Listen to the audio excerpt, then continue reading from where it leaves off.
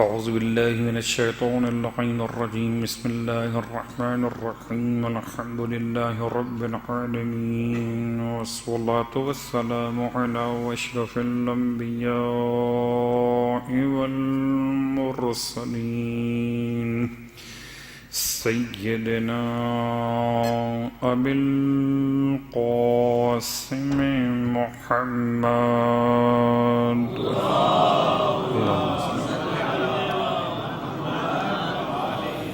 وعلى أهل بيته الطيبين الطاهرين واللعنة الدائمة على أعدائهم أجمعين أما بعد فقد قال الله تبارك وتعالى في كلامه الحميد وفرقانه المجيد قوله الحق وهو أصدق القائلين بسم الله الرحمن الرحيم هل أتى على الإنسان حين من الدهر لم يكن شيئا مذكورا إنا خلقنا الإنسان من نطفة أمشاج نبتليه فجعلناه سميعا بصيرا صلوات پڑھ لیں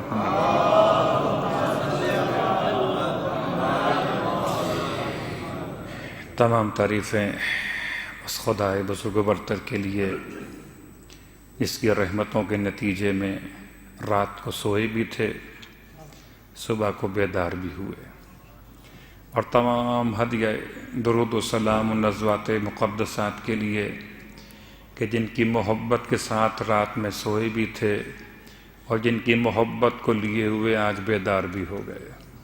الحمدللہ الذی جعلنا من المتمسکین بالقرآن العظیم وجعلنا من المتمسکین بولایت علی بن ابی طالب علیہ السلام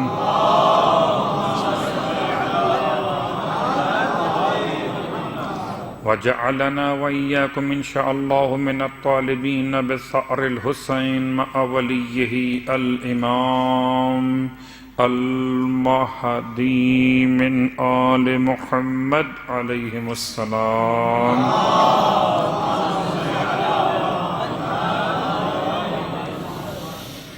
شکر خدائے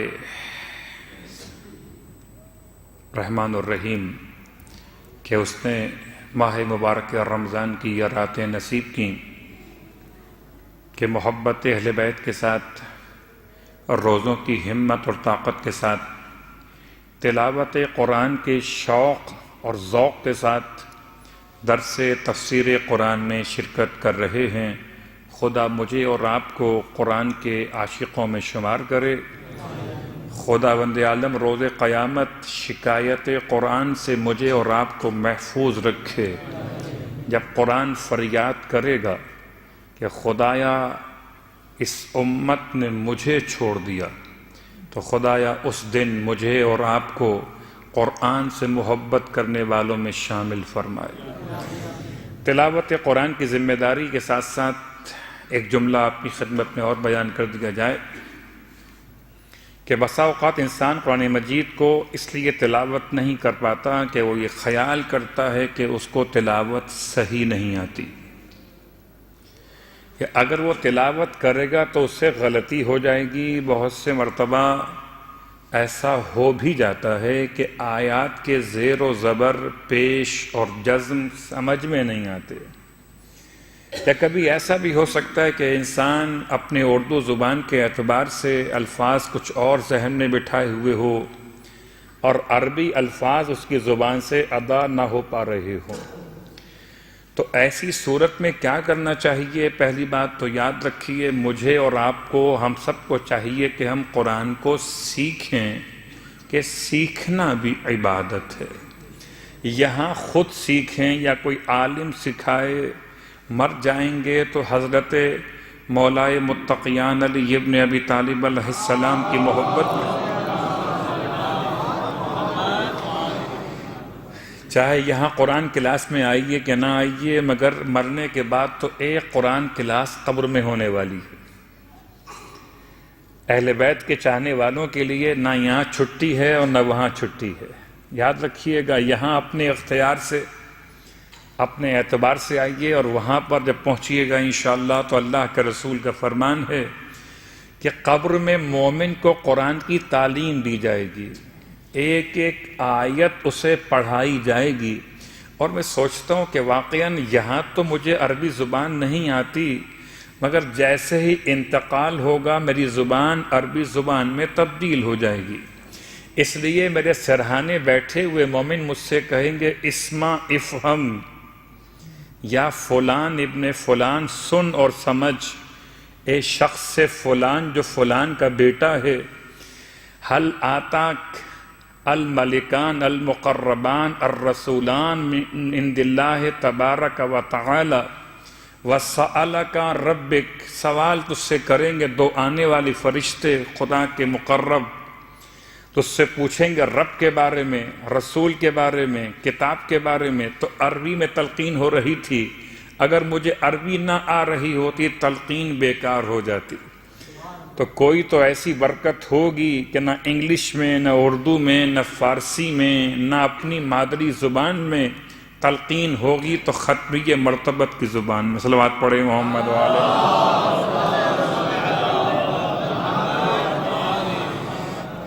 تو انسان کی ذمہ داری قرآن کو سیکھنا، یہاں سیکھ لے تو اور اپنے انداز پر اس کے لیے فائدے ہیں، یہاں نہ سیکھ سکے تو پھر قبر میں کلاس قرآن کی ہونے والی ہے، اور قبر میں اور تو کوئی کام ہوگا نہیں، یا زیارت مولائے متقیان کی شرف ہوگا یا تلاوت قرآن کی کلاس ہوگی۔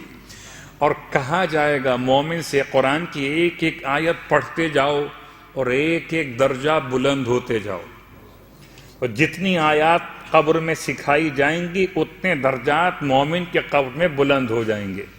یہ تو بات تھی وہاں کی، اب یہاں کی بات کر لیجئے۔ اگر تلاوت قرآن ایسا بھی نہ ہو، یہ سوچ کے انسان بیٹھ جائے ٹھیک ہے آج تو کہہ دیا مولانا صاحب نے، اب تو قبر میں جا کر ہی پڑھیں گے، ایسا نہیں ہے۔ ایک میری اور آپ کی ذمہ داری یہاں کے لیے بھی ہے کہ یہاں تلاوت قرآن سیکھیے۔ خیرکم من تعلم القرآن وعلمہ، تم میں سب سے بہتر وہ انسان ہے جو قرآن خود سیکھے بھی اور دوسروں کو سکھائے بھی۔ تو قرآن سیکھنے کا ایک ذمہ داری اپنے مقام پر، لیکن اگر نہ سیکھ سکیں تب بھی قرآن کی برکت سے اپنے آپ کو محروم نہ کریں۔ کم از کم وقت تلاوت قرآن آپ قرآن لے کر بیٹھ تو جائیے، اور کچھ مت کیجئے، کم از کم قرآن کو کھول تو لیجئے، تاکہ قرآن کی زیارت تو ہوتی رہے۔ بہت سے الفاظ ایسے ہیں عربی زبان میں جو اردو زبان سے بہت قریب ہیں، یا اردو زبان میں ہی استعمال ہوتے ہیں عربی زبان کے الفاظ، تو وہ تو آپ دہرا بھی سکتے، ورنہ ایک طریقہ اور ہے، آپ باوضو ہیں، باطہارت ہیں، تو ایک ایک لائن پر اپنی انگلی کو رکھیے، بسم اللہ الرحمن الرحیم، بسم اللہ الرحمن الرحیم، بسم اللہ الرحمن الرحیم، جتنے سطریں ہیں ان تمام سطرات قرآن پر بسم اللہ کی تلاوت کیجئے۔ کچھ نہ کرنے سے یہ کرنا بہت بہتر۔ صلوات پڑھیں محمد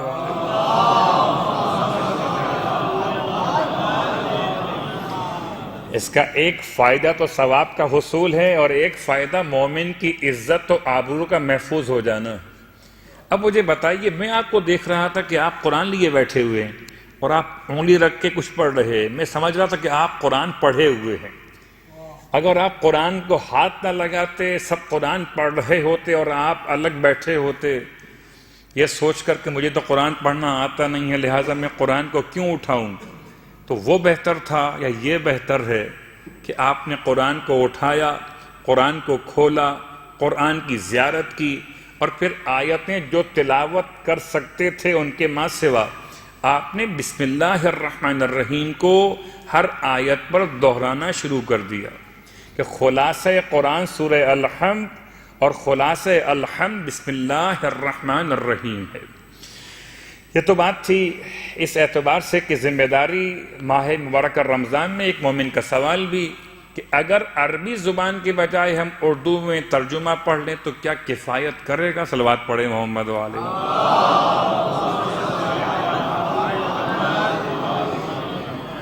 یہ میں مثال آپ کو دیتا ہوں، بہت اچھی مثال ہے کہ قدیم ترجمہ اردو زبان کا قرآن مجید کا مولانا حافظ فرمان علی قبلہ علی اللہ مقامہ کا، ان کے مقدمہ ترجمہ قرآن میں ان کا لکھا ہوا جملہ ہے، آپ جا کے پڑھ لیجئے گا۔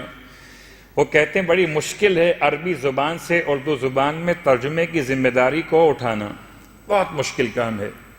مثال دیتے ہیں کہ اگر کوئی کہے مجھ سے کہ یہ عطر ہے، یعنی پرفیوم، یعنی کہ عطر، اور اس کو ایک شیشی سے دوسری شیشی کے اندر منتقل کر دو، تو کہتے ہیں بڑی محنت کی میں نے کہ ایک قطرہ، ایک ڈراپ بھی نیچے جانے نہ پائے، لیکن میں منتقل کرنے کے بعد بھی اس بات میں ناکام رہوں گا کہ جو شیشی کے اندر وال پر لگا ہوا وہ منتقل نہیں ہو سکے گا۔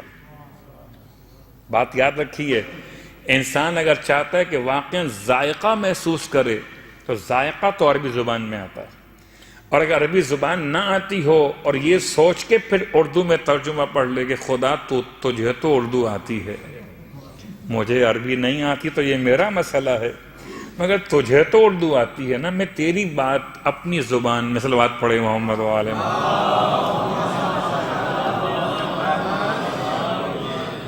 تو بہت بہتر ہے، بہت عمدہ ہے ایسے انسان کے لیے اردو زبان میں ترجمہ تلاوت قرآن پڑھنا کہ جس کے لیے تلاوت کرنے کی ذمہ داری اٹھانا آسان نہ ہو۔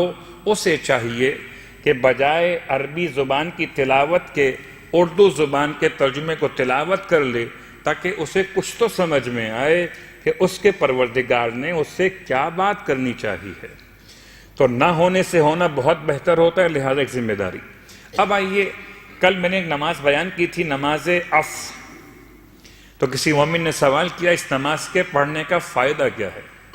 بہت ڈر لگتا ہے بسا اوقات یہ سوچتے ہوئے کہ اب ہم اس کی کرنسی ویلیو پوچھنے پر آ گئے ہیں کہ اس کے پڑھنے سے کیا ملنے والا ہے۔ تو اچھی بات بھی ہو سکتی ہے اور یہ مشکل بات بھی ہو سکتی ہے۔ اچھی بات اس لیے کہ شوق پیدا ہو جائے، ذوق بڑھ جائے، اور بری بات اس لیے کہیں تاجر نہ ہو جائیں کہ خدا سے بھی معاملہ طے کر رہے ہوں، اتنی نماز تجھے دوں گا، تو مجھے کیا دے گا؟ صلوات پڑھے محمد والے۔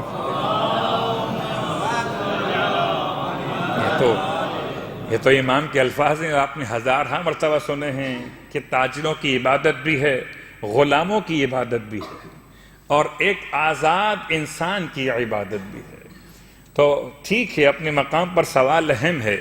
اس کے بارے میں جو علماء نے لکھا وہ یہ لکھا کہ جب کبھی آپ یہ محسوس کریں کہ عبادت میں سستی پیدا ہو رہی ہے، عبادت میں انسان کا لطف کم ہو رہا ہے، تو اسے چاہیے کہ پھر نماز عصر کی تلاوت کرے کہ ہو سکتا ہے کسی ایسے گناہ کی وجہ سے خدا نے اسے ذائقہ عبادت سے محروم کر دیا ہو، تو اسے چاہیے کہ وہ نماز عصر بالکل ایسے ہے جیسے کوئی انسان اگر نمک سے یا شکر کے استعمال سے محروم ہو گیا ہو تو اسے کو راستہ بتا دیا جائے کہ تم یہ دوا استعمال کر لو گے تو نمک کا ذائقہ تمہیں مل جائے گا، اگر تم یہ دوا استعمال کر لو گے تو میٹھا کھا سکو گے۔ تو نماز عصر پڑھیے تاکہ عبادتوں کا ذائقہ محسوس ہو، عبادت میں سستی کے بدن ختم ہو جائے۔ 2 رکعت نماز، اس نماز کے ساتھ ساتھ ایک اور نماز وسعت الرزق۔ ویسے تو ہر نماز انسان کے رزق کو بڑھاتی ہے، لیکن اس کے باوجود میں تلاش کرتا ہوں کوئی ایسی نماز مجھے مل جائے کہ جو واقعاً روزگار کے لیے تیر بہدف ہو۔ تو روایت کے اعتبار سے امام جعفر صادق علیہ السلام کی بارگاہ یہ 2 رکعت نماز ہے۔ یہ بات یاد رکھیے کہ مولائے متقیان جیسی عظیم شخصیت بھی جب گھر سے باہر کسی اہم کام سے نکلتے تھے تو آپ 2 رکعت نماز پڑھ کر اس اہم کام کے لیے خدا سے مدد طلب کرتے تھے، میرے اور آپ کی ہدایت کے لیے، میری اور آپ کی تعلیم اور تربیت کے لیے۔ اور قرآن مجید بھی مجھ سے بھی کہتا ہے اور آپ سے بھی کہتا ہے وَاسْتَعِينُوا بِالصَّبْرِ وَالصَّلَاةِ، اپنے کاموں میں مدد طلب کرو، نماز سے بھی اور روزے سے بھی۔ 2 رکعت نماز وسعت الرزق کے لیے۔ یہ نماز کیسے پڑھی جائے؟ کہ بالکل 2 رکعتوں کی نیت یہ ہوگی نماز پڑھتا ہوں 2 رکعت برائے وسعت رزق قربتاً الی اللہ. اور اگر گھر میں خاتون بھی پڑھیں تو بہت زیادہ بہتر ہے کہ مسئلہ رزق میں دونوں کا ایک مسئلہ ہے، مردوں کا بھی ہے اور خواتین کا بھی ہے. کبھی ہو سکتا ہے نصیب خواتین کا ہو، کبھی ہو سکتا ہے نصیب مردوں کا ہو. 2 رکعت نماز ہے، مشکل نماز نہیں ہے. اگر میں آپ سے ویسے ہی کہوں آپ پہ دل رکھنے کے لیے کہ مجھے اپنا سی وی بھیج دیجیے گا، تو آپ ڈھونڈ ڈھانڈ کر جہاں کہیں نیٹ مل رہا ہو آپ جاتے ہیں اور مجھے اپنا سی وی میل کرتے ہیں، چاہے میں اس پر عمل کروں آپ کے لیے نہ کروں. اگر مجھے اپنا سی وی میل کر سکتے ہیں تو آئیے اپنے رب کو اپنا سی وی میل کیجئے 2 رکعت نماز پڑھ کے. اور پھر خدا تو ایسا مہربان خدا ہے کہ سارے لوگ ساتھ چھوڑ دیں تو یہ ہو سکتا ہے کہ چھوڑ دیں، مگر ایک ہی ذات وہ ہے جو انسان کا ساتھ کبھی نہیں چھوڑتی، اور اسے ہی تو خدا کہتے ہیں. 2 رکعت نماز، نیت واضح ہو گئی قربتاً الی اللہ. رکعت اول میں الحمد کے بعد 3 مرتبہ سورہ انا اعطیناک الکوثر. اتنا آسان طریقہ ہے کہ ایک مشکل نہیں ہے. انسان ہم جتنے بیٹھے ہوئے ہیں کوئی اور سورہ یاد ہو کہ نہ ہو مگر سورہ کوثر تو یاد ہوتی. رکعت دوم میں ذرا سا مشکل ہے، وہ 2 سورے ہیں، سورہ قل اعوذ برب الناس اور سورہ قل اعوذ برب الفلق. پہلے فلق پڑھیے 3 دفعہ، پھر سورہ ناس پڑھیے 3 دفعہ. رکعت دوم میں الحمد کے بعد سورہ فلق سورہ ناس 3 دفعہ، پھر قنوت و رکوع و سجود اور تشہد و سلام عام نماز فجر کی طرح مکمل کر لیجئے. اور نماز پڑھنے کے بعد پھر خدا سے اپنے رزق میں برکت کی دعا مانگیے. اور جب کبھی دعا مانگیے تو یاد رکھیے اللہ کے رسول کی ماں کا واسطہ دے کر دعا مانگیے، اس لیے کہ جب کسی کی ماں کا واسطہ دیا جائے کائنات میں کچھ بھی نہ ہوتا اگر ختمیہ مرتبت کی ذات نہ ہوتی.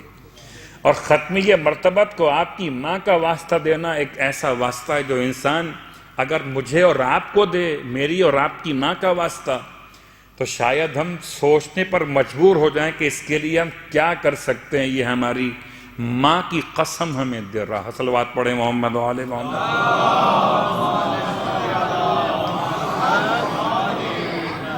یہ تو بات تھی نمازوں کی ترتیب، میں نے بدل دی، آخر میں بیان کرنے کے بجائے پہلے بیان کر دیا. بھائی یہ سورہ مبارکہ انسان، اتفاق سے کل کسی نے سوال کیا مجھ سے کہ سورہ دہر پڑھ رہے ہیں سورہ انسان پڑھ رہے ہیں. میں حیران ہوا کہ میں نے سارے نام بیان کر دیے ہیں. سورہ دہر، سورہ انسان، سورہ ابرار، سورہ مفتاح، یہ تمام نام سورہ حلاتا ایک ہی سورہ کے نام ہیں.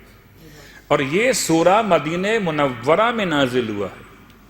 اور عنوان کے اعتبار سے کہ انسان کو انسان کے ذریعے پہچاننا ہے، بالکل ایسی تفسیر ہے جیسے کہ کتاب اصول کافی کی روایت اعرف اللہ باللہ، اللہ کو پہچانو خود اللہ سے. اللہ کو پہچانو خود اللہ سے. کیا اس بات کا امکان ہے کہ اللہ کو اللہ سے پہچانا جائے؟ بتائیے گا، ذرا غور کیجیے گا. کیا اس بات کا امکان ہے کہ اللہ کو پہچانے ہاتھی، اونٹ، پہاڑ، پانی، چاند، ستارے، آسمان اور زمین کی بناوٹ سے؟ کیا یہ خدا کی شان کو بتائیں گے؟ لیس کمثلہ شیء، اس کے جیسی تو کوئی شے موجود ہی نہیں جو اس کو بیان کر سکے. یا سرکار سید الشہداء امام حسین علیہ السلام کا وہ جملہ. اور یہ جملہ کس دعا کے اندر شامل ہے؟ دعائے عرفہ کے اندر شامل ہے. دعائے عرفہ روز عرفہ کے لیے پڑھی جاتی ہے 9 ذی الحج کو. خدا کرے مجھے اور آپ کو اس سال بھی اور ہر سال حج بیت اللہ کا شرف نصیب ہو. بڑے خلوص سے دعا مانگیے، اس لیے کہ ماہ رمضان جس سے ہاتھ سے نکل جائے اور وہ اپنے گناہوں کی مغفرت نہ کروا سکا ہو تو اس کے لیے نیکسٹ موقع، نیکسٹ چانس کیا ہے؟ عرفات کا میدان. اور عرفات کے میدان کا ایک جملہ کافی ہے کہ اگر کوئی عرفات کے میدان میں پہنچ کر 9 ذی الحج کو پھر شک کرے کہ پتہ نہیں خدا نے مجھے بخشا کہ نہیں بخشا، تو یہ سوچنا بھی گناہ کبیرہ ہے. یعنی اتنی وسیع رحمت ہے، لیکن میں کیا کروں؟ ایک طرف میدان عرفات ہے، ایک طرف کربلا معلیٰ ہے، ایک طرف دعائے عرفہ میدان عرفات میں، ایک طرف صاحب معرفت حسین علیہ السلام کی ذات مقدس ہے۔ حدیث کے جملے ہیں کہ خدا رحمت کی نگاہ عرفات میں جمع ہونے والوں سے پہلے کربلا معلیٰ میں آقا حسین کے زائروں پہ ڈالتا ہے۔ تو خدا کبھی نصیب کرے عرفات کے میدان میں عرفہ، کبھی نصیب کرے آقا حسین کے روضہ مقدس پر روضہ عرفہ، انشاءاللہ مجھے بھی اور آپ کو بھی۔ تو دعائے عرفہ میں امام کا جملہ کیا ہے؟ امام ارشاد فرماتے ہیں یا من دل علی ذاتہ بذاتہ، اے وہ کہ جو دلالت کرتا ہے، جو رہنمائی کرتا ہے اپنی ذات کی طرف اپنی ہی ذات کے ذریعے سے۔ تو خدا کو پہچانو خدا سے، اعرف اللہ باللہ ہے۔ جیسے مثال آسان کر لیجئے، قرآن مجید کی تفسیریں مختلف ہوتی ہیں، ایک تفسیر قرآن مجید کی سب سے افضل ہے، وہ تفسیر کون سی ہے؟ مثال کے طور پر بسم اللہ الرحمن الرحیم، انا انزلناہ فی لیلۃ القدر وما ادراک ما لیلۃ القدر، اور تمہیں کیا معلوم کہ شب قدر کیا ہے؟ اب اس کی تفسیر آپ کہاں تلاش کیجئے؟ لیلۃ القدر خیر من الف شہر۔ اس کی تفسیر اگلی آیت خود بیان کر رہی ہے کہ شب قدر کیا ہے تمہیں نہیں معلوم، یہ 1000 مہینوں سے افضل رات ہے، اس میں خدا نے قرآن کو نازل کیا۔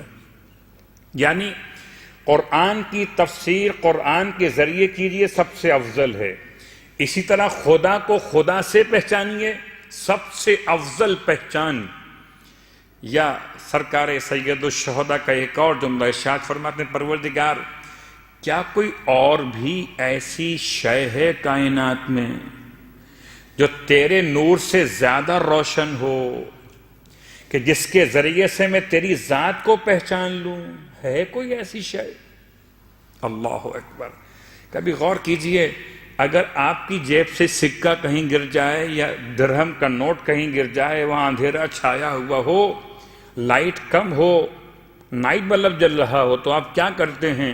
چونکہ نائٹ بلب میں آپ کو نوٹ دکھائی نہیں دے رہا کہ کہاں گر گیا ہے، کہاں پڑا ہوا ہے، تو آپ ایک ایکسٹرا لائٹ کا انتظام کرتے ہیں، لائٹ کو آن کرتے ہیں تاکہ روشنی بڑھ جائے، اور روشنی بڑھنے پر آپ اس نوٹ کو ملاحظہ کر لیں۔ امام فرماتے ہیں پروردگار کیا کائنات میں کوئی ایسی روشنی بھی ہے جو تیرے نور سے زیادہ روشن ہو، جس کی روشنی میں تیری ذات کو پہچان لیا جائے؟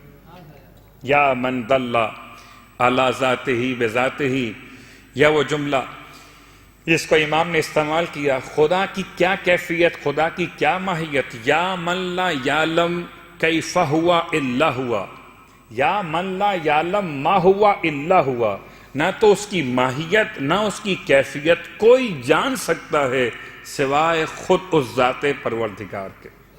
تو اعرف اللہ باللہ ہے، اللہ کو پہچانو اللہ سے، ہے بڑا مشکل کام۔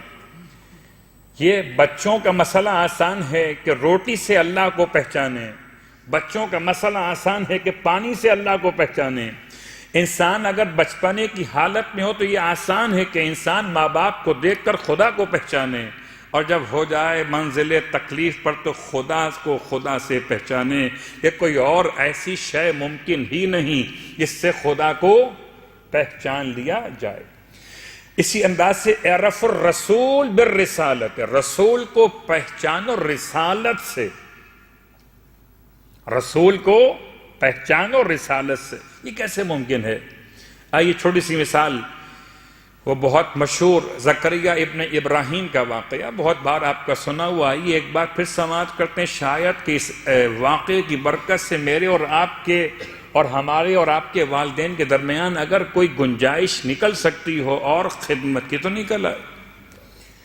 زکریا بن ابراہیم ایک ایسا عیسائی نوجوان کہ جو مسلمان ہو گیا، اور صرف مسلمان نہیں بلکہ محب آل محمد شیعہ امام جعفر صادق علیہ السلام ہو گیا، حج کیا، اور حج کرنے کے بعد مدینہ منورہ خدمت امام میں آیا، یعنی کامل ترین حج، بہترین تام ترین حج جو مکمل ہو گیا، حج کے بعد امام کی خدمت میں آنا حج کے کمال کا عنوان۔ امام کے پاس پہنچا اور امام سے اپنے والدین کے بارے میں سوال کیا، خاص طور سے اپنی والدہ کے بارے میں۔ ماں عیسائی ہے، اب تک اسی مذہب پر ہے، میں کیا کروں، ساتھ رہوں یا ساتھ نہ رہوں؟ امام نے تاکید فرمائی، ذرا خیال کرو شراب اور سور کے گوشت کا استعمال نہ کیا جائے، تم ان کے ساتھ رہ سکتے ہو، بلکہ میں تمہیں تاکید کرتا ہوں کہ تم اپنی ماں کی خدمت میں کوتاہی مت کرنا، آخر وقت تک ماں کا ساتھ دینا۔ سوچیے گا ایک عیسائی نوجوان جو مسلمان ہو اور امام صادق کے کلمے کو، آپ کی وصیت کو محفوظ کر لے، اور جو پیدائشی جعفری اپنے آپ کو کہلاتے ہوں وہ ایک کان سے چھٹے امام کی بات سنیں اور ایک کان سے نکال دیں، تو اچھا جعفری کون سا ہے؟ نیا جعفری۔ صلوات پڑھے محمد والے محمد۔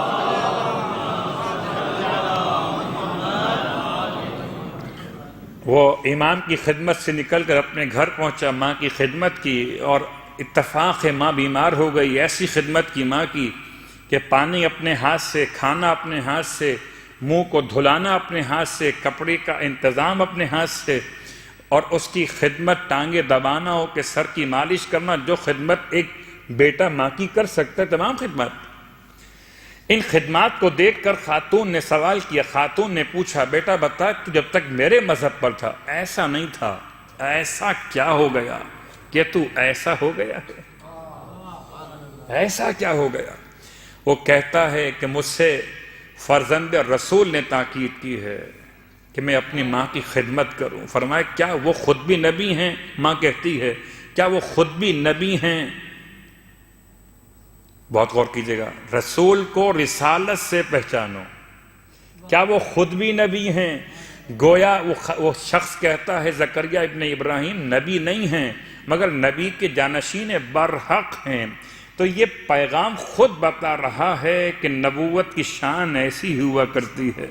تو رسول کو ابن عبداللہ سے نہیں پہچانو، رسول مکے کے ہیں یہ نہیں پہچانو، رسول مدینے میں کتنا رہے یہ نہیں پہچانو، رسول کو پہچانو رسالت کی تبلیغ کے ذریعے سے۔ صلوات پڑھے محمد و آل محمد۔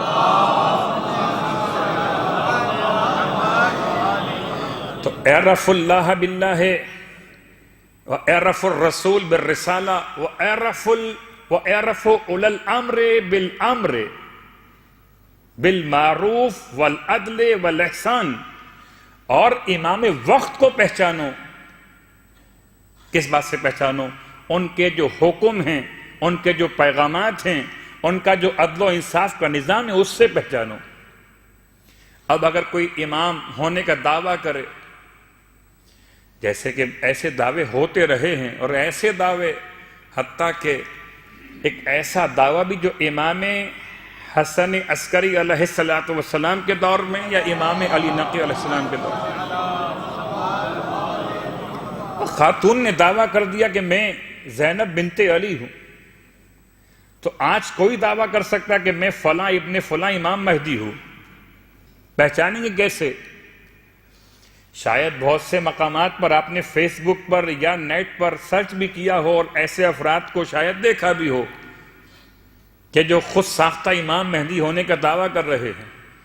اب تو عجیب مسائل ہیں، خاص طور سے سوشل میڈیا کے مسائل میں سے ایک مسئلہ بہت سخت ہے کہ خود ساختہ کتابیں نیٹ پر لوڈ کی جا رہی ہیں، کوئی ریفرنس اور کوئی حوالہ کتب واقعی کا نہیں ہے، اصلی کتب کا حوالہ نہیں ہے، خود ساختہ کتابیں ہیں۔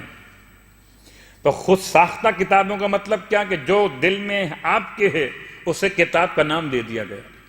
ایک دو نہیں ہیں، تقریباً 69 بکس ایسی ہیں کہ جو باقاعدہ اہل بیت اطہار کے ماننے والوں کے درمیان عقائد کے مسئلے کو مختلف اور خراب کرنے کے لیے لوٹ کی گئی۔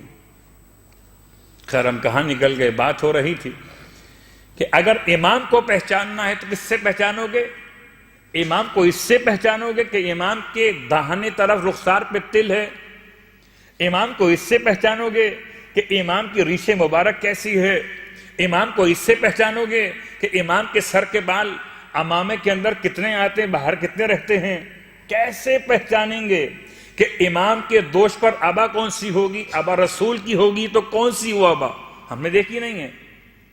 تو امام کو پہچانو امام کے امر کرنے سے کہ وہ کیسے اچھائی کا حکم دیتے ہیں اور کیسے برائی سے روکتے ہیں، کیسے عدالت کا حکم دیتے ہیں اور کیسے احسان کرنے کی تبلیغ کیا کرتے ہیں۔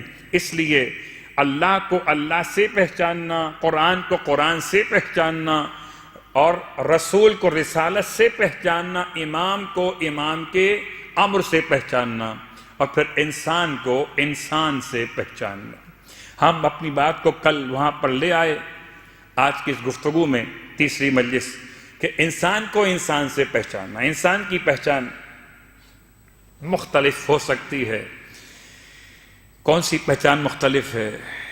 آئیے، ایک پہچان یہ ہے کہ میں کہوں انسان تو دو آنکھیں بناؤں، ایک ناک بناؤں، ایک دو ہونٹ اور زبان بناؤں، دو کان بناؤں، دو ہاتھ بنا کر دو قدم بنا دوں اور اس کو انسان کہہ دوں۔ یہ انسان ہے۔ روش کی دو قسمیں انسان کو معلوم کرنے کی، روش حصولی اور روش حضوری۔ چلیے مثال کو آسان کرتے، صلوات پڑھے محمد و آل محمد۔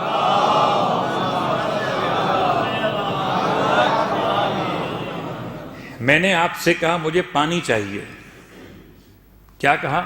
پانی چاہیے۔ آپ نے پیپر پر لکھا پانی اور مجھے پیپر دے دیا، یہ کام کا ہے؟ بہت کام کا ہے۔ یہ میرے علم میں اضافہ تو کر سکتا ہے مگر میری پیاس نہیں بجھا سکتا۔ تو ایک ہے کہ پانی کا نقشہ بنا دیا۔ میں نے آپ سے کہا مجھے کتاب چاہیے، قرآن چاہیے، آپ نے قرآن ایک کتاب کا نقشہ بنایا، اوپر لکھا قرآن پیج کے اوپر، مجھے دے دیا یہ قرآن۔ یا آپ نے مجھے اس طرح سے جواب دیا کہ میں اس کے علم تک پہنچ تو گیا مگر وہ حاضر نہیں ہو سکا۔ میں نے کہا انسان کی تعریف کیجئے، کیسے نادان ہیں، انسان کی تعریف کرتے ہیں تو کہتے ہیں انسان نسیان سے نکلا ہوا لفظ ہے، تو جتنا بھولتا ہو اتنا بڑا انسان ہے، تو جتنا بھولتا ہو وہ اتنا بڑا انسان ہے۔ اس کی پھر ضد کیا ہوئی؟ تو جتنا نہ بھولتا اتنا بڑا حیوان۔ صلوات پڑھے محمد و آل محمد۔ ضد کیا ہوئی؟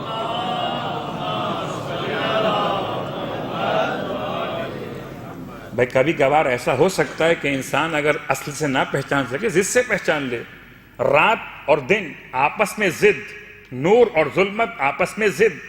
ایسے انسان اور حیوان ایک اعتبار سے آپس میں ضد بھی ہیں کہ حیوان انسان نہیں ہے اور انسان حیوان نہیں ہے، مگر خاص فرق کے ساتھ۔ انسان نسیان سے نکلا ہوا لفظ، تو یہ جملہ جہالت ہے۔ انسان نسیان سے نکلا ہوا لفظ نہیں ہے، انسان نکلا ہے انس اور محبت سے۔ جس میں انس اور محبت پایا جائے اسے انسان کہتے ہیں، اور جس میں انس اور محبت نہ ہو اسے انسان نہیں کہتے۔ تو انسان کے لفظ کا مسئلہ الگ۔ پھر انسان کی تعریف میں کہا گیا انسان کون؟ جو دو قدموں پہ چلتا ہو، یعنی کھاتا اور پیتا ہو، کپڑے پہنتا ہو، دو قدموں پہ چلتا ہو، رہنے کے لیے مکان بناتا ہو، سواری استعمال کرتا ہو، اسے کہتے ہیں انسان۔ یہ انسان کی تعریف حصولی ضرور ہے مگر حضوری نہیں ہے۔ میں نے کبھی انسان دیکھا نہیں تھا، کبھی انسان دیکھا نہیں تھا۔ آپ نے تعریف کی تو اتفاق سے میں گزر رہا تھا گاؤں سے، میں نے دیکھا کہ ایک حیوان دو قدموں پہ چل رہا ہے، اپنے دو ہاتھوں کو اٹھائے ہوئے اپنے دو قدموں پہ چل رہا۔ میں حیران ہو گیا، شاید یہی انسان ہے۔ لیکن پھر آپ نے مجھے ایک انسان لا کے دکھایا، یہ انسان ہے، دیکھیے انسان اور حیوان میں کیا فرق ہے۔ اب آئیے اس منزل پہ ہم قریب آ گئے کہ خاص فرق کو معلوم کریں۔ یہ فرق ایک تو شناخت، یہ کہ انسان کی شناخت انسان کے قلب اور اس کے قلب سلیم سے۔ سرکار ختم یہ مرتبت صلی اللہ علیہ وآلہ وسلم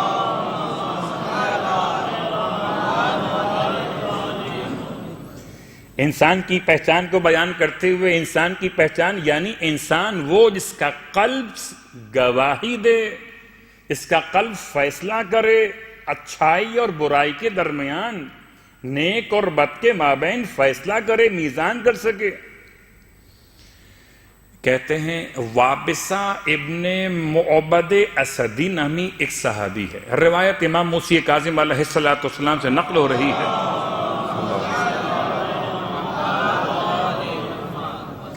وابسہ ابن معبد اسدی، یہ راوی امام فرماتے ہیں یہ اللہ کے رسول کی بارگاہ میں پہنچا، یا رسول اللہ، ایک سوال لے کر آیا۔ اللہ کے رسول نے ارشاد فرمایا سوال تم بتاؤ گے یا میں تمہیں خود خبر دے دوں کہ سوال کیا ہے؟ کہتا ہے آپ سے سننے کا مزہ ہی اور ہوگا، سوال بھی آپ بیان کیجیے، جواب بھی آپ بیان کیجیے۔ آپ نے فرمایا تم سوال لے کر آئے ہو کہ نیک اور بد کی پہچان کا طریقہ کیا ہے، کس بات کو میں نیک کہوں، کس بات کو میں بد کہوں۔ بہت غور کیجیے گا اور شاید اس کو سمجھنے کے لیے بہت حساس ہونا پڑے گا،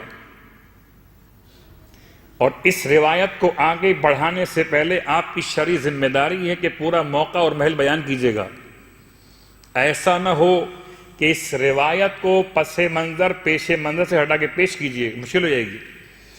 وابسہ بن معبد اسدی کہتے ہیں یا رسول اللہ آپ خود بیان کیجیے کہ میرا سوال کیا ہے، سوال کا جواب کیا ہے۔ آپ نے فرمایا تم سوال لے کر آئے ہو یہ پوچھنے کے لیے کہ نیک اور بد کی پہچان اور معیار کیا ہے۔ آپ نے اپنے دست رسالت کو اٹھایا اور اپنے سینے پر رکھا اور ارشاد فرمایا وابسہ، پہچان نیک اور بد کی یہاں سے ہوتی ہے۔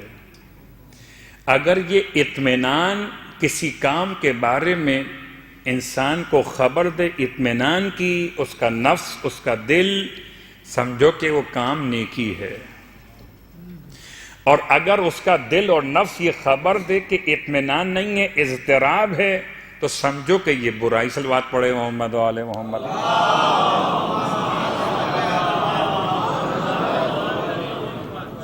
اب بہت آہستہ آہستہ بات کو لے کے آگے بڑھیں گے۔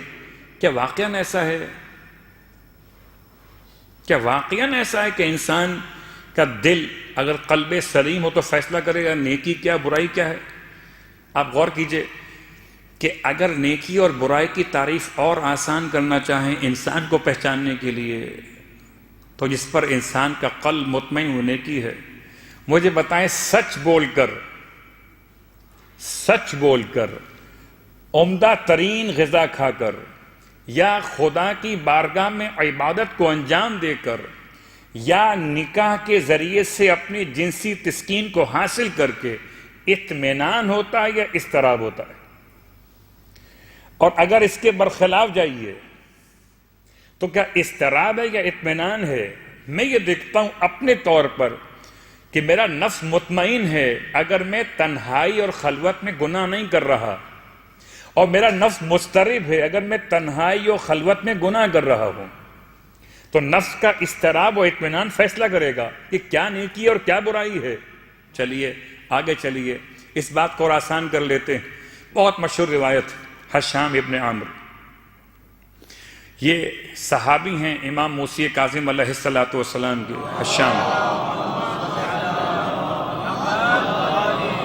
حشام بن حکم بھی کہا گیا ان کو۔ یہ حشام کہتے ہیں کہ میں مسجد بصرہ کے اندر پہنچا اور وہاں دیکھا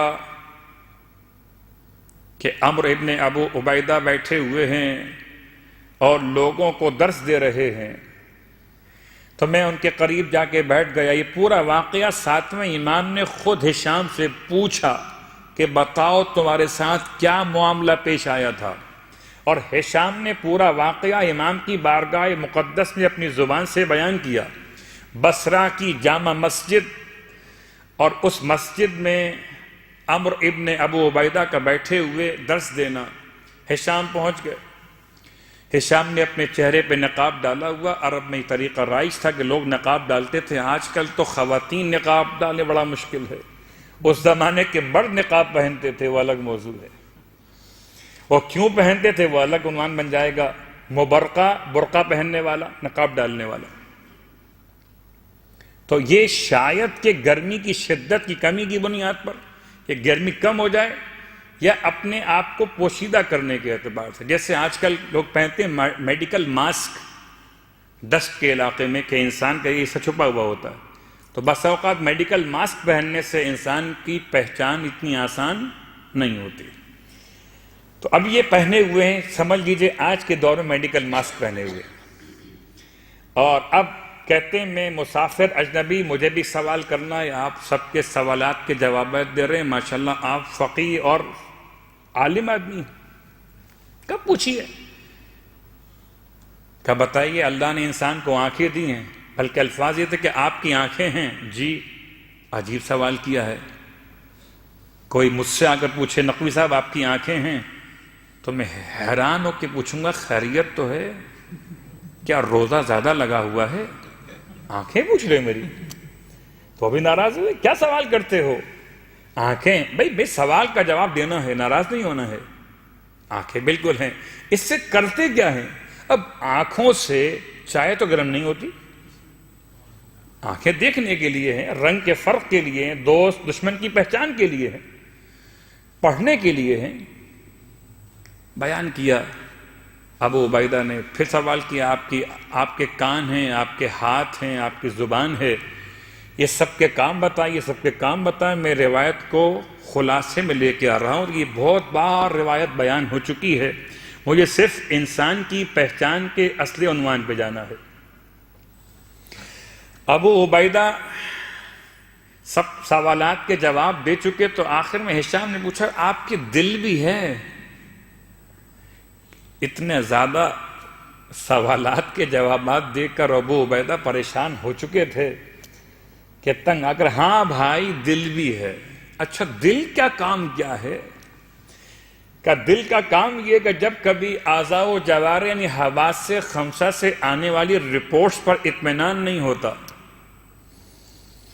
اب زمانہ وہ تو نہیں ہے میں کہوں کہ JIT بنتی ہے، جوائنٹ انویسٹیگیشن ٹیم بنتی ہے، پھر طلب کیا جاتا ہے کسی کے بیٹے کو، الگ موضوع ہو جائے گا. تو ایسے ہشام سوال کر رہے ہیں ابو عبیدہ سے، بتائیے آپ کے پاس دل بھی ہے، دل کرتا کیا ہے؟ کہ دل فیصلہ کرتا ہے کہ آنکھ نے جو دیکھا وہ صحیح یا غلط، زبان نے جو چکھا وہ صحیح یا غلط، کان نے جو سنا وہ صحیح یا غلط. یعنی دل نہ سنتا ہے، نہ دل دیکھتا ہے، نہ دل بولتا ہے، نہ دل کرتا ہے، نہ دل چلتا ہے.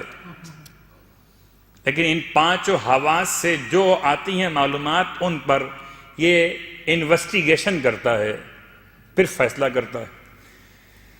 ہشام کہتے ہیں اگر دل نہ ہو تو کیا ہوگا؟ پھر نظام خراب ہو جائے. معلومات کو صحیح غلط میں کون تبدیل کرے؟ صحیح بات کیا، غلط بات کیا؟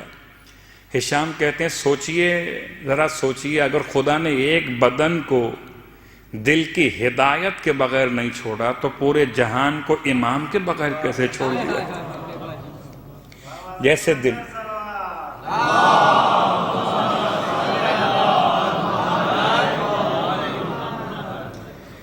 اب یہ ایسا نہ ہو کہ دل کا مسئلہ خراب ہو جائے. کچھ لوگ دل پہ ڈال دیتے ہیں صاحب دل نہیں چاہ رہا نماز پڑھنے کا، تو اس کا مطلب نماز نہ پڑھنا صحیح ہے. آج دل نہیں چاہ رہا روزہ رکھنے کا، آج تو آپ کے یہاں فرائیڈے ہے یا سنڈے، آج تو دل چاہ رہا آج سوئیے، کون روزہ رکھے گا؟ تو دل کا نہ چاہنا کیا مطلب روزہ نہ رکھنا صحیح بات ہے؟ تو بہت سی ایسی باتیں جو دل کی ہیں نہیں، مگر ہم ان کو دل کا کہہ کر یاد کر لیتے ہیں. آئیے اب آسان کرتے ہیں بات کو کہ انسان کی پہچان نہ تو آنکھوں سے ہے، آنکھیں حیوان کی بھی ہوتی ہیں. انسان کی پہچان نہ تو زبان سے ہے، زبان حیوان کی بھی ہوتی ہے. انسان کی پہچان نہ تو ہاتھوں اور قدموں سے ہے، یہ ہر حیوان کے تقریباً ہوتے ہیں. پھر انسان کی پہچان کس سے ہے؟ کہ انسان کی پہچان ہے روح پروردگار کے وجود سے. فَإِذَا نَفَخْتُ فِيهِ مِنْ رُوحِي فَقَعُوا لَهُ سَاجِدِينَ، جب میں اس میں اپنی روح ڈال دوں تو تم سجدے میں گر جانا. آدم علیہ السلام اور ہم آدم کی اولاد، میں اور آپ آدم کی اولاد، آدم میں کیا ہے؟ روح پروردگار ہے. تو اصل قیمت انسان انسان کی کھال نہیں ہے، انسان کی آنکھیں اور ہاتھ اور پاؤں نہیں ہے، اصل قیمت انسان روح پروردگار جو انسان کے اندر موجود۔ صلوات پڑھیں محمد و آل محمد۔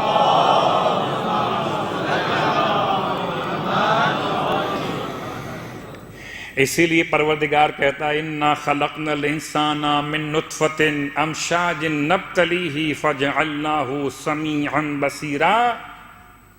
میں پھر دہراتا ہوں آیت نمبر 1 کو، سورہ مبارکہ دہر کی سورہ انسان کی آیت نمبر 1۔ ہم انسان کی بات کر رہے ہیں، اور آج بھی ہم نے انسان کی بات میں انسان کی ایک خاص معنویت کو اجاگر کرنے کی کوشش کی۔ اعرفوا الانسان بالانسان، انسان کو انسان سے پہچانو کہ روح الہی حیوان میں نہیں ہے، روح الہی پرندوں میں نہیں ہے، روح الہی پتھر میں نہیں ہے، روح الہی صرف انسان کے اندر ہے۔ تو انسان کی قیمت روح الہی کی بنیاد پر ہے۔ البتہ کچھ لوگ گم ہو گئے، انسان کی قیمت بیان کرتے کرتے نکل گئے اس طرف، انسان کے مزاج کو، انسان کی طبیعت کو، انسان کی پسند اور ناپسند کو اس کی قیمت قرار دے دیا۔ حالانکہ خدا خود کہتا ہے حل اتی علی الانسان، میں نے کل ترجمہ کیا تھا کہ استفہام ہے، ایسا کوئی زمانہ آیا ہی نہیں جب انسان قابل ذکر شے نہ رہا ہو، یا قد عطا، ایسا زمانہ آیا ہے کہ جب انسان قابل ذکر شے نہیں تھا، کچھ بھی نہیں تھا۔ جب روح پروردگار نہیں ڈالی گئی تو کچھ بھی نہیں تھا، آدم مٹی اور پانی کے درمیان بھی نہیں تھے۔ اس کے بعد خدا کہتا انا خلقنا الانسان، جب کچھ نہیں تھا انسان تو ہم نے انسان کو خلق کیا، ہم نے انسان کو خلق کیا۔ کس سے خلق کیا؟ من نطفۃ۔ اب کیا کیجئے، ہماری زبان کی مجبوری ہے۔ نطفہ ایک ایسے قطرہ قلیل کو کہا جاتا ہے۔ نطفے کا لفظ استعمال ہوا ایک بہت معمولی قطرے کے لیے، قطرہ آب، اور بعد میں یہ لفظ منتقل ہوا قطرہ آب حیوانیت کے لیے، جس سے اولاد کا انعقاد وجود پذیر ہوتا یا اولاد منعقد ہوتی۔ انا خلقنا الانسان من نطفۃ، خدا کے الفاظ، بے شک ہم نے انسان کو خلق کیا کسی نطفے سے، یعنی آب قلیل سے۔ تو کیا واقعی اس سے مراد وہی ہے؟ اس سے بشر بنا یا انسان بنا ہے؟ صلوات پڑھیں محمد و آل محمد۔ کیا بنا؟ انا خلقنا الانسان من نطفۃ، ہم نے انسان کو نطفے سے بنایا، آب قلیل سے بنایا۔ کیسا آب قلیل؟ امشاجن، امشاج جمع ہے مشیجن یا مشجن یا مشجن کی، 3 کلمے الگ الگ، اور تینوں کے معنی ایک، مخلوط اور ممتزج، مخلوط اور امتزاج، مکس کیا ہوا۔ کتنا مکس کیا؟ اتنا مکس کیا کہ انسان کے سر کے بال سے لے کر پیر کے ناخن تک جو کچھ بننا تھا اس کے سارے کوڈ ورڈز جمع کر دیے گئے۔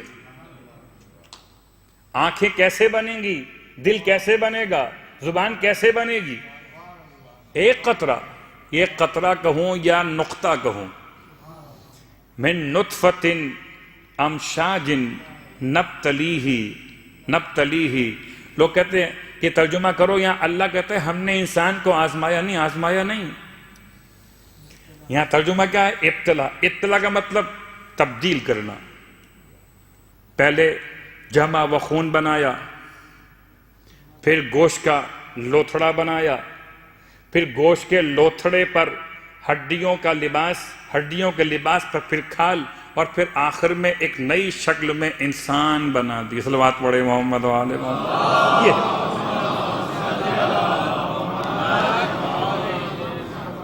پھر دیکھیے آیت کے الفاظ کو، انا خلقنا الانسان من نطفۃ امشاج۔ آج بات یہاں روکتا ہوں ورنہ بات بہت طولانی ہو جائے گی۔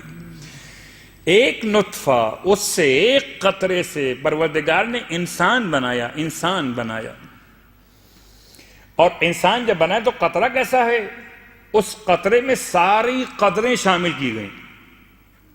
کون سی قدر؟ سخاوت، شجاعت، دیانت، عدالت، مودت، رحمت. جیسے مادیت ہے ویسے معنویت بھی ہے. جو اللہ کے رسول کے فرمانے کل مولود یولد علی فطرت الاسلام، تو یہ اسلام دیا کب گیا؟ کہ ہر پیدا ہونے والا فطرت اسلام پر پیدا ہوتا ہے. فطرت اسلام کہاں سے آئی؟ انا خلقنا الانسان من نطفۃ امشاج، ہم نے انسان کو ایسے نطفے سے خلق کیا جو مخلوط ہے، ملا ہوا ہے. نبتلیہ، ہم نے اسے مختلف مراحل سے گزارا. جیسے کوئی لوہار، جیسے کوئی حداد لوہے کو پیٹتا پکاتا ہے کوئی شکل دینے کے لیے، ہم نے اس نطفے کو ایسے تبدیل کیا، کبھی گوشت کا، کبھی خون کا، کبھی کھال کا، کبھی ہڈیوں کا انداز دیا، اور پھر ایک نئی خلقت میں انسان بنا دیا. انسان کی قدر و قیمت انسان کے قد کے لحاظ سے نہیں ہے کہ آپ 7 فٹ کے ہیں تو آپ کی قیمت زیادہ ہو گئی، آپ 4 فٹ کے آپ کی قیمت کم ہو گئی، آپ ماشاءاللہ 105 کلو گرام کے ہو گئے آپ کی قیمت بہت بڑھ گئی، آپ تو 80 کلو گرام کے قیمت کم ہو گئی. یہ گوشت نہیں بک رہا، حیوان بکتا ہے تول کر، انسان نہیں بکتا تول کر. حیوان بکتا ہے سائز کو دیکھ کر، دانتوں کو دیکھ کر. 2 دانت مکمل ہو گئے، یعنی قد مکمل اور عمر مکمل ہو گئی. انسان نہیں بکتا ایسے، انسان بکتا ہے اپنے ضمیر کے بک جانے. صلوات پڑھے محمد و آل محمد. اور جب بھی کبھی ضمیر کا سودا ہو دوستو، ڈٹ جاؤ تم حسین کے انکار کی طرح. تو انسان کی قدر و قیمت آج کچھ ہم آگے بڑھے. انسان شناسی، انسان کی پہچان اب مادہ پرستوں کے نزدیک کیا ہے اور خدا پرستوں کے نزدیک کیا ہے. اہل مغرب کیا کہتے ہیں، اور اہل مغرب کے ساتھ ساتھ فزیو تھراپی میں وہ کون سا طریقہ علاج ہے جہاں پر ایک وقت ایسا آتا ہے کہ پھر تھراپسٹ کہتا ہے کہ اب با مقصد زندگی ہی آپ کا علاج ہے. آہستہ آہستہ انشاءاللہ بات کو آگے بڑھائیں گے. فی الحال بات میں یہاں روکتے ہوئے کہ ایک ایسی عظیم شخصیت کا تذکرہ مقصود ہے جس کے لاکھوں احسانات ہیں. وہ کون ہے؟ ختمی مرتبہ احمد مجتبی محمد مصطفیٰ صلی اللہ علیہ وآلہ وسلم. آپ کی مادر مہربان حضرت آمنہ بنت وہب. حضرت آمنہ بنت وہب. وہب کون؟ وہب وہ عظیم شخصیت کہ جو عبد مناف کے اولاد میں بیان کیے گئے. وہب کون؟ اللہ کے رسول کے خاندان کے وہ عظیم فرد، حضرت ابراہیم علیہ السلام کی نسل سے عظیم انسان وہب. اور وہب کے رشتے کے لیے انتخاب کیا گیا کس کا؟ جناب برہ خاتون. بعض اسے برہ کہتے ہیں، بعض برتن کہتے ہیں. با پر زبر ہو یا با کے نیچے زیر ہو، یہ حضرت آمنہ کی والدہ کا نام ہے. حضرت وہب کی شریک حیات. پوری تفصیل اپنے مقام پر کیسے نکاح منعقد ہوا. حضرت وہب کا نکاح حضرت برہ کے ساتھ منعقد ہوا، اور اب دونوں عظیم ترین ہستیاں خدا سے اپنے لیے اولاد کا سوال کر رہی ہیں. اور یہ پہلی اولاد ہے، ان دونوں کے آنگن میں پہلی خوشی ہے. امید شاید یہ ہو کہ بیٹا ہو جائے، مگر خدا نے بڑا لطف و کرم کیا. حضرت وہب کو حضرت برہ کے بطن مطہر سے ایک ایسی بیٹی عطا کی، اتنی خوبصورت تھی، رونے کی آواز زبائی ہے بچی کے.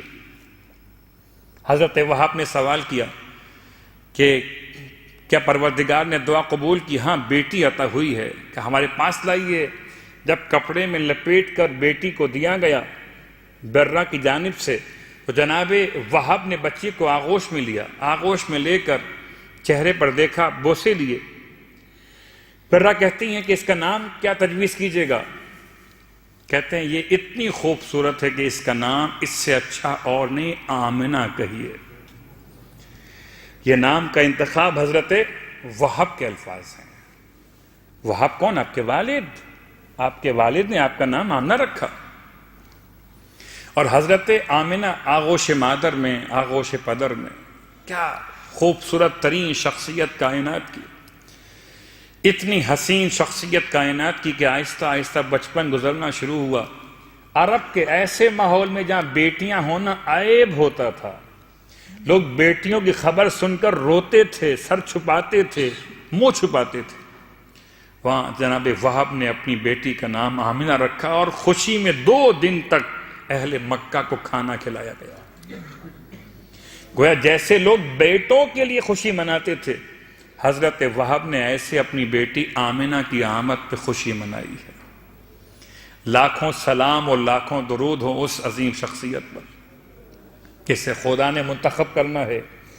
اور کیا پاکیزگی یہ بچپن کے واقعات ہیں، ایسے ماحول میں مکے کے جب برائی اور جب گناہ اتنا عام ہو چکا ہے کہ کسی کا اپنی عفت کو محفوظ رکھنا واقعاً اس کی عصمت کی علامت ہے۔ حضرت آمنہ، اور حضرت آمنہ کے لیے حضرت عبداللہ کا رشتہ،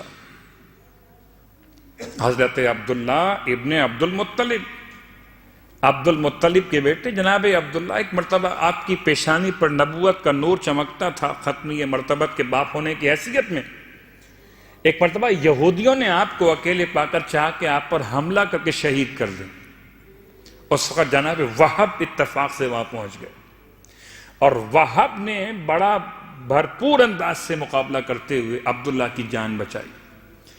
اور عبداللہ کی جان جب بچائی، جناب عبد المطلب اور جناب فاطمہ بنت عمر ابن زائد، جناب عبداللہ کی ماں، یہ دونوں عبداللہ کے والد اور والدہ جناب آمنہ کے گھر پہنچے جناب وہب کا شکریہ ادا کرنے کے، اور شکریہ ادا کرنے کے ساتھ ساتھ رشتے کا بھی پیغام دے دیا گیا۔ صلوات پڑھے محمد و آل محمد۔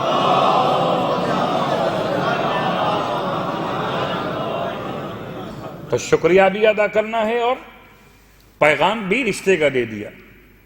حضرت آمنہ بنت وہب کے والدین جناب وہب جناب برہ نے پیغام قبول کیا اور پھر مشورہ کیا بیٹی سے، جیسے کہ شریعت میں یہ بالکل بات واضح ہے کہ رشتہ اگر آئے بیٹی کا یا بیٹے کا تو ذمہ داری ہے کہ معلوم کیا جائے۔ معلوم کیا، اور یہ علامت حیا اور علامت عفت کے سر جھکا دیا بیٹی نے ماں باپ کے سامنے، یعنی کہ اقرار کر لیا۔ اور پھر ایک ایسا حسین نکاح روز زمین پہ منعقد ہوا کہ اس سے حسین نکاح کائنات میں منعقد نہیں ہو سکتا تھا۔ اس کی برکت سے حضرت عبداللہ کی پیشانی پہ چمکنے والا نور منتقل ہوا۔ آپ اپنا خواب بیان کرتے ہیں اپنے بابا سے، اور میں نے خواب دیکھا کہ میری کمر سے ایک روشنی نکل رہی ہے اور مشرق اور مغرب میں اتنا پھیل گئی، حتیٰ کہ مکے کے ہر گھر میں، مکے کی گلیوں میں، حرم میں روشنی ہی روشنی ہے۔ عبد المطلب کہتے ہیں بیٹا خدا تجھے ایسا فرزند عطا کرے گا جو کائنات کا سردار بنے گا، جس کی ہدایت کی روشنی تمام عالم میں پھیلے گی۔ حضرت آمنہ حضرت عبداللہ کے ساتھ، اور یہ عجیب امتحان جناب آمنہ کا ہوا کہ شادی کو کچھ عرصہ ہی ہوا ہے کہ جناب عبداللہ کو سفر درپیش ہوا تجارت کا، اور آپ چلے گئے قافلے کے ساتھ۔ آمنہ نئی نویلی دلہن بھی ہیں اور اب امید سے بھی ہیں، اور عبداللہ جا چکے ہیں۔ بڑے انتظار میں دن گزرے جناب آمنہ کے، جب قافلہ پلٹ کے واپس آیا، سب قافلے کے استقبال کے لیے ان کے خانوادے کے لوگ پہنچے، مگر آمنہ روتی تھیں کہ عبداللہ پلٹ کے واپس نہیں آئے، بہت پریشان تھیں۔ عبد المطلب نے قافلے کے افراد سے خبر لی، بتایا گیا کہ وہ مدینے سے نکلتے ہوئے بیمار ہو گئے، وہیں پر رک گئے ہیں۔ تب جناب حارث کو اور ساتھیوں کے ساتھ آپ نے روانہ کیا، جاؤ بیٹا حارث، جا کر خبر لو بھائی کی۔ یہ مکے سے مدینے پہنچے، اور جب مدینے پہنچے تو ان کی بیماری اتنی بڑھ چکی تھی کہ حضرت عبداللہ کا وہاں انتقال ہو گیا. گویا بھری جوانی میں جناب آمنہ بیوہ ہو گئی. جب یہ خبر پلٹ کے واپس آئی ہے، تعزیت اور مجلس عزا ایسی منعقد ہوئی کہ ابھی آنے والا آغوش میں آیا بھی نہیں ہے. حضرت آمنہ حضرت عبداللہ کی وفات کے بعد بہت رویا کرتی تھی. خدا نے بڑا فضل و کرم کیا کہ آپ کی آغوش میں ختمیہ مرتبت کی آمد ہوئی اور ابھی اپنے بچے کی محبت میں ایام گزار رہی تھی. یہ ایک اور امتحان آپ کے لیے ہوا. آپ کے کچھ خاندان کے لوگ رہتے تھے مدینے کے اندر، تو ملاقات کے لیے گئی تھیں اور وہیں پر دار النابغہ میں قبر عبداللہ پر پہنچی، بہت روئیں. جناب عبداللہ کی قبر پر آمنہ پہنچی، بہت روئی ہیں. اپنے بیٹے کو لے کر پہنچی ہیں. ایسی حالت خراب ہوئی کہ جناب ام ایمن نے فیصلہ کیا کہ اب قافلہ واپس چلے، مکے پہنچ جائیں. نکلے مدینہ منورہ سے. کہتے ہیں کہ مقام ابوا تک پہنچے تھے کہ جناب آمنہ بہت علیل ہو گئی، اور ام ایمن کہتی ہیں کہ اب آگے سفر ممکن نہیں ہے، آرام کیجیے. ابوا کیا ہے؟ بعض کہتے ہیں ایسی کالی کالی پہاڑیوں کا علاقہ ہے، سخت پہاڑیاں ہیں، اور ان سخت پہاڑیوں کے درمیان جناب آمنہ اتنی بیمار ہوئی کہ ماں کو بستر مرگ پر اللہ کے رسول نے دیکھا تو آنکھوں سے آنسو جاری ہوئے. باپ ہے نہیں، بچہ یتیم ہے، اور ماں سامنے آنکھوں کے دم توڑ رہی ہیں. ایک مرتبہ فریاد کی، اماں اکیلے چھوڑ کے جا رہی ہیں، اماں آپ کے بعد کون والی و وارث رہے گا؟ جناب آمنہ نے دونوں ہاتھ پھیلا دیے، آؤ میرے لال آؤ، تمہیں ماں سینے سے لگا لے. میرے بعد تمہارا والی وارث پروردگار عالم بھی ہے اور تمہارے دادا اور چچا بھی ہیں. جناب آمنہ کے آخری کلمات تھے. رسول خدا کی آنکھوں سے آنسو جاری تھے، ماں کو دم توڑتے ہوئے دیکھ رہے تھے. میں کہوں گا یا رسول اللہ، ایک طرف آپ کی ماں کا جنازہ ہے، ایک طرف حسین کی ماں کا جنازہ تھا.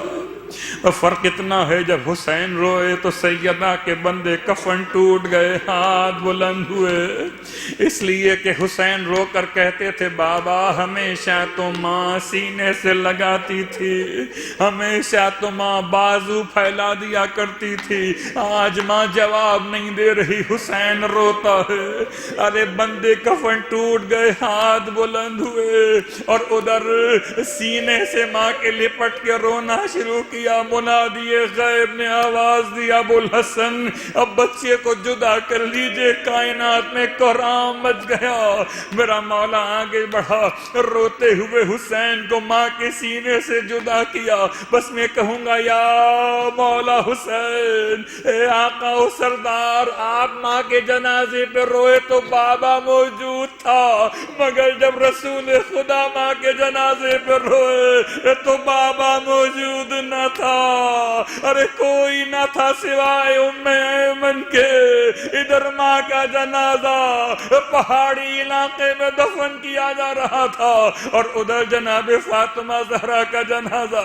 رونے والوں آخری جملہ، میرا مولا حسین بہت رویا تھا. جب مولا نے جدا کیا اپنے سینے سے لگا لیا.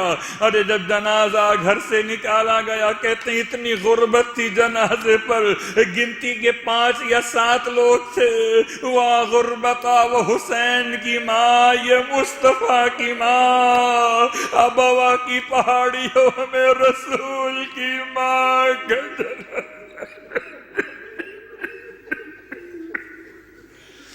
اللہ ولعنۃ اللہ علی القوم الظالمین وسیعلم الذین ظلموا ای منقلب ینقلبون. بار اللہ واسطہ محمد و آل محمد کا ہماری اس عبادت کو اپنی بارگاہ میں قبول و مقبول فرما. بار اللہ واسطہ محمد و آل محمد کا پروردگار تمام حاضرین مجلس کی حوائج شرعیہ کو پورا فرما. پروردگار واسطہ آل محمد کا فرش عزا پر خدمت گزار بہت محبت کرنے والے امام بارگاہ علی رضا شارجہ کی خدمت گزاروں میں ایک بہت معروف نام شمس الحسن شمسی یہاں بیٹھا کرتے تھے، بڑی خدمت کیا کرتے تھے. وہ اب رخصت ہو چکے، ان کے ایصال ثواب کے لیے ہم یہاں جمع ہوئے تھے. پروردگار واسطہ علی محمد کا اس خادم امام بارگاہ کے درجات بلند فرما. بار اللہ واسطہ محمد و آل محمد کا اس مرحوم کے تمام اعمال صالحات کو مقبول و منظور فرما، مرحوم کے صغیرہ کبیرہ گناہوں کی مغفرت فرما۔ بار اللہ واسطہ محمد و آل محمد کا تمام حاضرین مجلس جو حاجات لے کر آئے ہیں، حضرت آمنہ کا واسطہ پروردگار، جب کسی کو اس کی ماں کا واسطہ دیا جائے تو دعا جلدی قبول ہوتی ہے۔ تیرا حبیب ہے، حبیب کی ماں کا واسطہ، رسول خدا کی ماں جناب آمنہ کا واسطہ پروردگار تمام مانگنے والوں کی مرادیں پوری فرما۔ بار اللہ واسطہ محمد و آل محمد کا کوئی غم نہ دے سوائے غم آل رسول کے، امام زمانہ علیہ السلام کے ظہور میں تعجیل فرما، اور ہم سب کو امام علیہ السلام کے ادنا ترین خدمت گزاروں میں شامل فرما۔ ایک مرتبہ سورہ الحمد اور 3 مرتبہ سورہ اخلاص کی تلاوت کی التماس آج کی افطار کا انتظام کرمانی فیملی اور شمسی فیملی کی جانب سے کیا گیا تھا، ان کے مرحومین کے لیے اور حاضرین کے مرحومین کے لیے، بالخصوص شمس الحسن شمسی مرحوم کو یاد فرماتے ہوئے تمام شہداء ملت، تمام علماء اعلام مراجع الزام مرحومین کو یاد فرماتے ہوئے ارسال فرما لیجیے۔ بسم اللہ الرحمن الرحیم، الحمد للہ رب العالمین، الرحمن الرحیم، مالک یوم الدین، ایاک نعبد و ایاک نستعین، اہدنا الصراط المستقیم، صراط الذین انعمت علیہم غیر المغضوب علیہم ولا الضالین۔ بسم اللہ الرحمن الرحیم، قل هو اللہ احد اللہ الصمد لم یلد ولم یولد ولم یکن له کفوا احد۔ بسم اللہ الرحمن، قل هو اللہ لم یلد ولم یولد ولم یکن